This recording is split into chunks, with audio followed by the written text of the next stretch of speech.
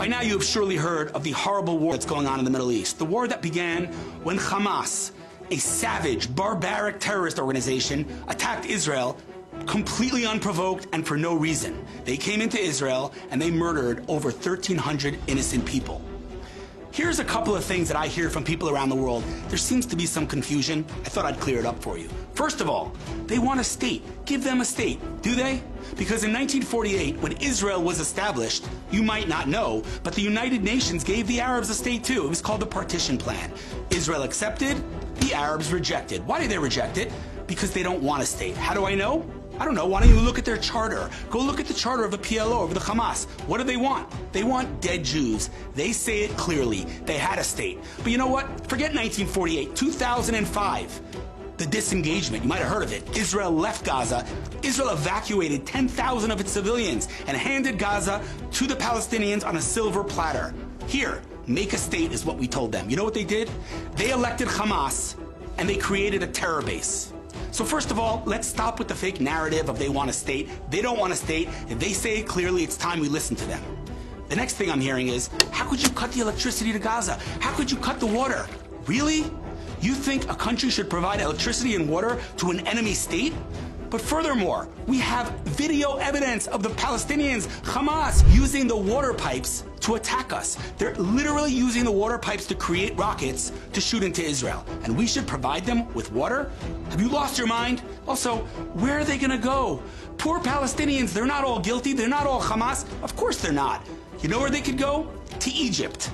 Go look at a map. They have a border with Egypt. Why is no one asking Egypt, their Muslim brothers, to open the border for the Palestinians? You know why? Because Egypt doesn't want them. Is that my problem? That's not my problem. I don't need to take in 2 million Palestinians who are attacking me and who voted for Hamas. Not all Palestinians are terrorists, but the Palestinian people, the ones that everyone says deserves a state, they're a people, right? If they're a people, then they should be held accountable for their words and for their actions. They voted for Hamas. They need to pay the price. Disproportionate response is another thing. Israel needs to react and retaliate proportionally. Really? What's proportionally? Because let me tell you what Hamas did. They came into Israel, they murdered, raped, abducted over 1,000 people. Elderly, children, pregnant women, Holocaust survivors. Yeah, that's what they did.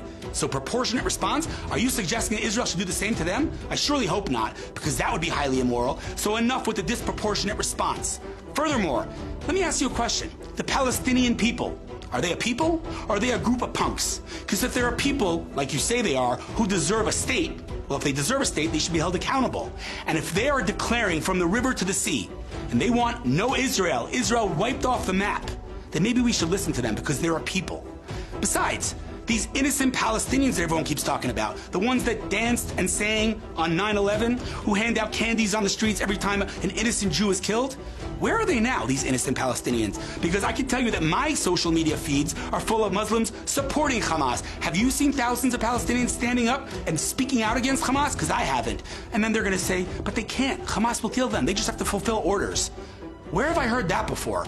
Oh yeah, it was the Nazis who said that. It was not a legitimate response then, and it's not a legitimate response now. Stand up. The way Hamas is brutalizing and terrorizing the Jews and the Arabs in Gaza, they need to stand up, and there's no excuse that they don't. This is Israel's 9/11. No one in their right mind debated whether America had a right to retaliate after 9/11. But forget 9/11. What about World War II? Did anybody question whether the world was justified in attacking Germany? But weren't there millions of innocent Germans who were killed? Yeah, they were. And guess what? It's called war. And in every war in the history of mankind, innocent people die. It's tragic, but it's the nature of war. Israel doesn't want war. It was forced upon us. So just like World War II was justified, just like America's war in Afghanistan was justified after 9/11, this war is justified. No one is going to tell Israel to hold our fire, to stop and to react and respond and retaliate proportionally. That's a ridiculous claim and it needs to stop. At the end of the day, we need to have integrity. We need to read their charters. They say it loud and clear. They don't want a state. They want dead Jews.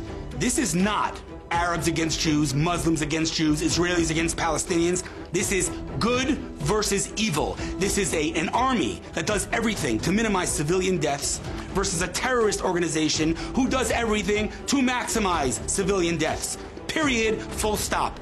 If that is something that you cannot digest and speak out and say loudly and proudly, then I got news for you.